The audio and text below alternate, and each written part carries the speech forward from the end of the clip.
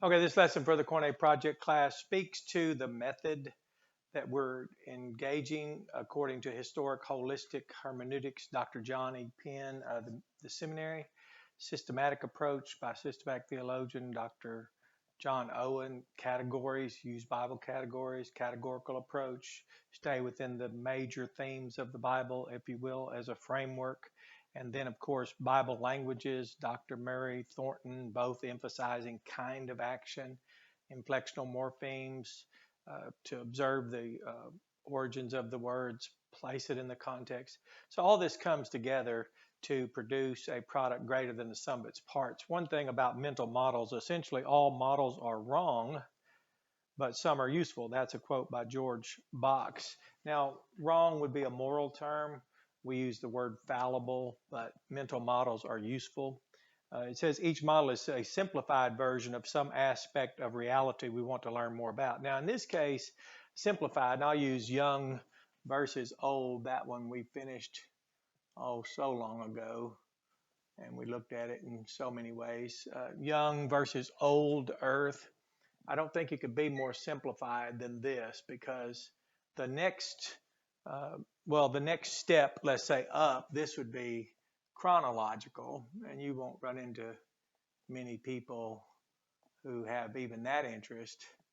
So unless you're in a church or in the seminary, you won't see things developed. That is an understanding beyond a simple statement, and that's fine. I remember I still own my original King James Bible. I bought it when maybe I wasn't 10 years old yet, and I had to borrow $1.76. It's written in the notes from my father. Still have that. That makes it over 50 years old, so I wouldn't have known anything but a young view earth. I was waiting on Jesus to rapture me any moment. I still can't find my friends then who believed it as I did to tell me why we're still here, but that's another story.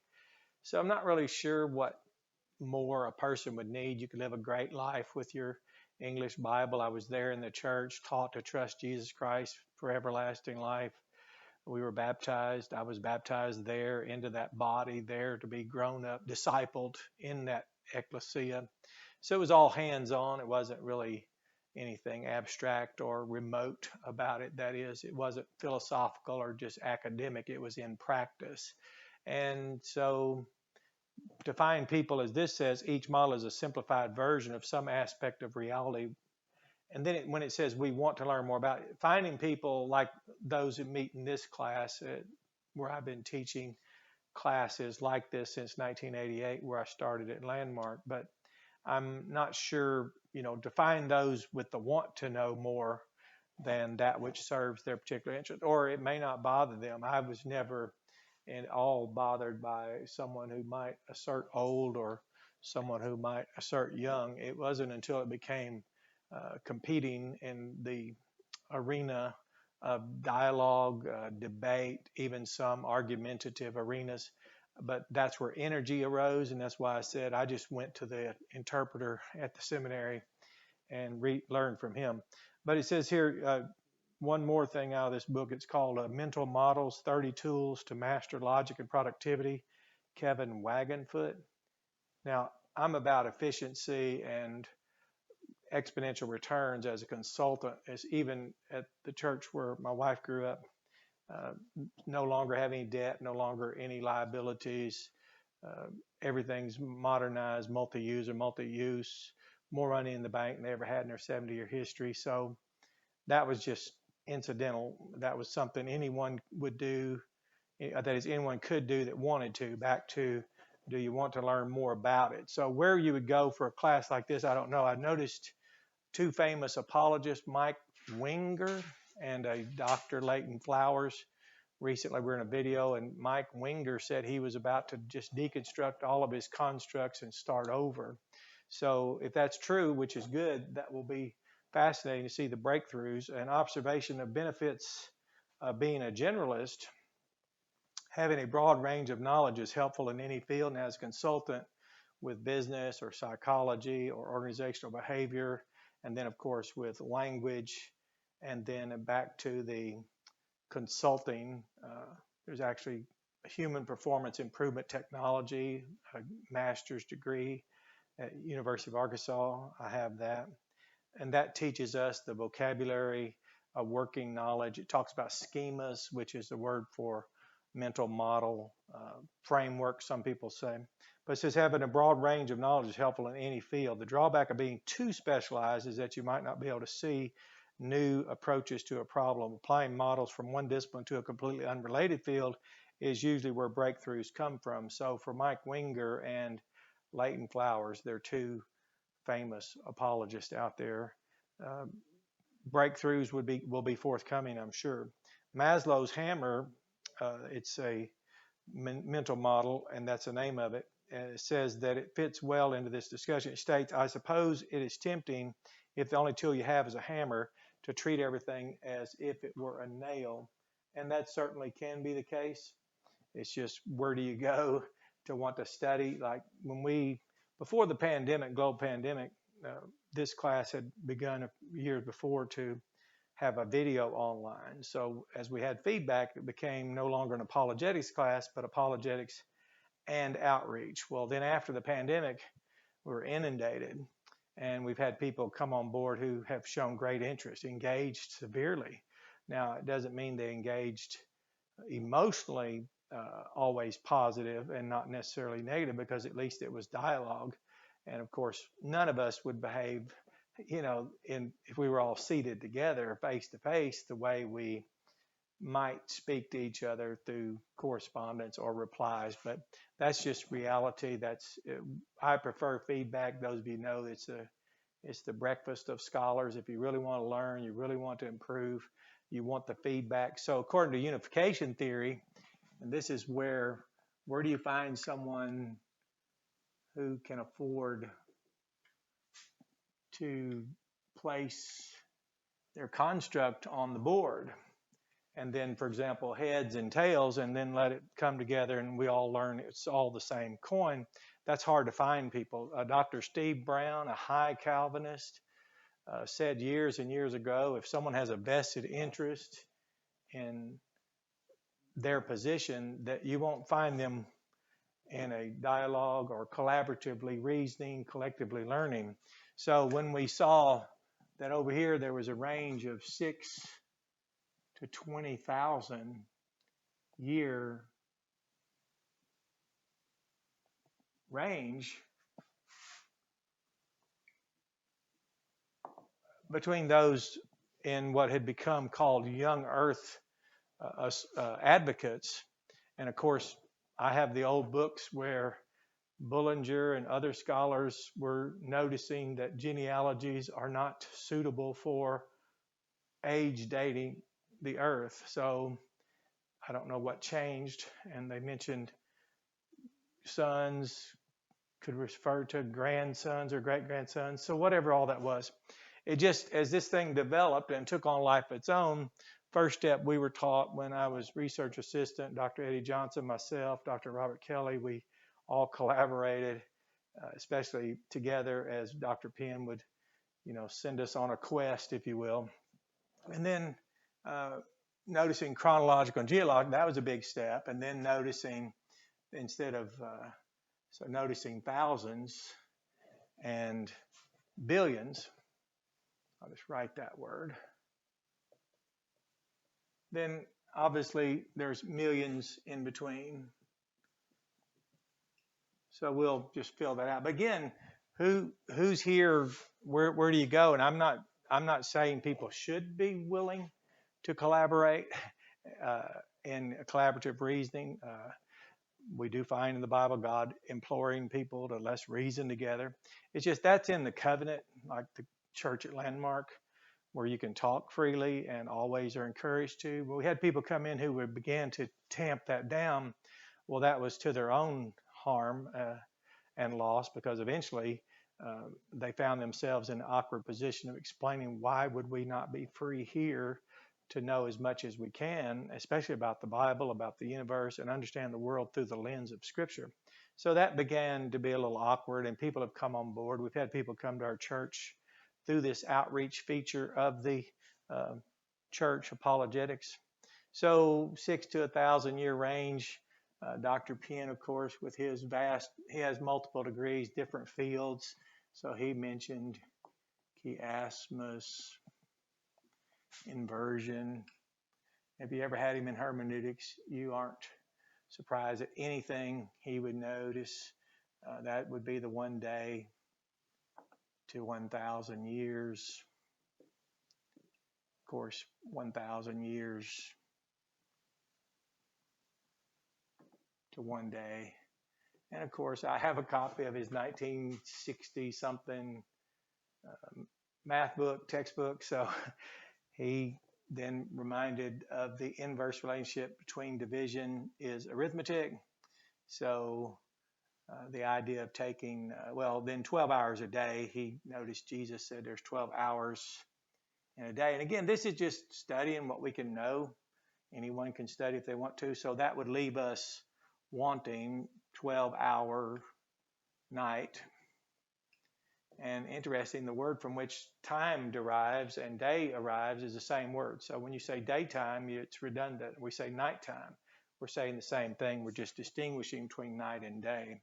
So that when we began to look at it, and he continued to send us back to the drawing board, he reminded us of the 360-day year. So we started with the difference here, 14,000 between these, and then took the low side. Take the low side, and then began in 250-year increments until we get to 7,000, because the difference here was delta 7. So the difference is 7, okay? So 7,000. So 6 plus 250, plugged it in, and he reminded it's an approximate, the word as in the Bible. So 6,250 years, 12-hour day, 12-hour day. Then we plug that in, 6,250, at 12-hour night. And then just put together, took 12,500 years, then multiplied it by the 360 days. That equaled 4.5 million years, 4.5 million days. It's 4.5 million days.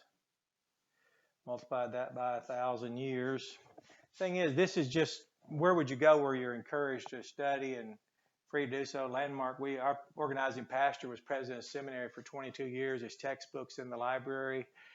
He had, it was not common to enter a church house where the pastor's books are in a library, and the oldest school in Arkansas is that over which he presided for 22 years. So that was quite remarkable, encouraging for someone like me who was wanting to learn, times 1,000 years, times 1,000 years. So all we did here was get the 4.5. We just add 3 zeros and change the unit of measure. Yeah, that gives us 4.5 billion years. And to show how that's just the amount of compound decay we're just using integers, third grade arithmetic, but it's demonstrating when you bring in different types of information from different fields. At the seminary, we were given a panoply of tools, an impressive collection, if you will. So to have a hermeneutics professor who's a scientist, have a systematic theologian who's an engineer, to have a Bible language teacher who was a linguistic scholar, would not surprise us to be encouraged to do and leave there with those tools to do our own research, our own work. And of course, as a graduate assistant with Dr. Penn and now research assistant, and then having colleagues like Dr. Eddie Johnson, Dr. Robert Kelly, it's been a joy to watch these things we expect it to fall in place. So we take the 4.5 billion, take the 1,000 years, convert it to days. 1,000 days is approximately 2.7 years. So that's multiplied by 4.5, and we're going this direction. That gave us the 12.5 billion compounded decay, if you will, of the universe. So how old is the Earth? Well, if you're speaking geologically, an amount of decay, 4.5 billion. Talking about the universe, which we can't leave that out. The universe, we're looking at 12.5 billion. That's compound decay. And then if we notice Euler's number E is 2.71828. That repeats 1828. It's it's an unending series, infinite series, similar to pi. However, it's interesting to notice that just with the use of integers, this kind of breakthrough can happen. So back to the point here is applying models from one discipline to a completely unrelated field is usually where breakthroughs come from. We were encouraged to use all of our knowledge to bring in our arithmetic, mathematics, to bring in our language, to bring in literary devices, practice unification theory, a holistic approach. But now think about it, when we went through, let's say, the five, Calvin, Lutheran, Arminian, Molinist, Pelagius, those to us in this class are just names for a collection of topics. So if we were to put, let's say, when people debate determinism, we could put determinism in one over here and then random over here, or randomism if there's such a thing. And then, but when we began to place things in the middle, we would learn something that would be greater than the sum of its parts. Similar to Matt Slick, I'd really admire his demonstration of this on CARM, C-A-R-M, Christian Apologetic Research Ministry. He actually separated the open theism verses from the closed theism verses. Now think about that. We know they don't exist separately. We know that contradiction like that doesn't exist in the scriptures. We know the synthesis is already there, and those are not, those don't contradict each other. But it's interesting that we could take that. We will, Lord willing, we'll stop and we'll put open and closed theism and then work in the middle and see what it is, because we know the Bible teaches living theism, and that would be hard for a finite creature, fallen, mutable, sinful person as we are, to somehow make that, put that back together again, because in each context, the purpose for which it was written and didactically formatted may be totally foreign to what we've done. For example, these numbers and their use here was just to demonstrate there's probably a lot more information than what we would find if we go back to just the word young. Remember, it's just a simple expression of something we would like to have much more knowledge about, like scaffolding. It's useful to help us build a building, for example. It's a tool, and if all you want to know is old, and again, this is just an example of why and what we do and why it's a joy, especially for me. It was really encouraging after 9/11, because we had so many people being in a military community that really don't have a lot of energy for the nonsense that led to the incarnation of ideas, the maniacal religionist jihadi that could occur to us. People literally, even in our own country, we say it's a sociopathic or psychopathic, or some try to be more euphemistic, say antisocial, but whatever it is that goes on between people's ears, that finally they incarnate their own strange idea and they go out and lash out in flesh and blood. So, you know, if you don't like dialogue and you don't like energy, and then sometimes there's friction and sometimes people emote, that's fine. It's just, this is a safe place here at Landmark, and we'll continue to study in this manner and use our panoply of tools like what I acquired at the seminary, and then exponentially multiplied it by collaboratively reasoning with other pastors and collectively learning. So you have a blessed day, and see if you can't find a group where you're at. I'd recommend you go to faithalone.org, where Dr. Robert N. Wilkin, he approaches every topic and just he's very good. And then the newcomer, Dr. Leighton Flowers, has shown a higher informed reasoning approach, which basically pulls from that which is missing from either side. Now, I took an interest in errors of omission when I was, maybe 21. No, I was 22 or 23, because one of my doctors had overlooked and missed something that was critical to a diagnosis that was potentially fatal for me. So my interest really became high when I learned about omissive errors and when you leave something out or overlook something. So now I have children, raise them, grandchildren. So I want to know where they are, keep an eye on them. I don't want to miss them. So when I study and hear opposing views, it's really, when I say opposing, meaning they haven't been demonstrated to perhaps being the head and the tail of the same coin, which is brilliant, really, when you see this fall together. And when someone were to suggest this is just a coincidence, that's really, I guess, when you don't have anything to say, you resort to ad hominem, or you want to dismiss something. But it's really not the attitude of a student, especially not a citizen of this great country where we're free to collaboratively reason. And Baptists, especially historically, have always been pro-education, advance in our knowledge, grow in grace and knowledge. So you have a blessed day. Enjoy this lesson.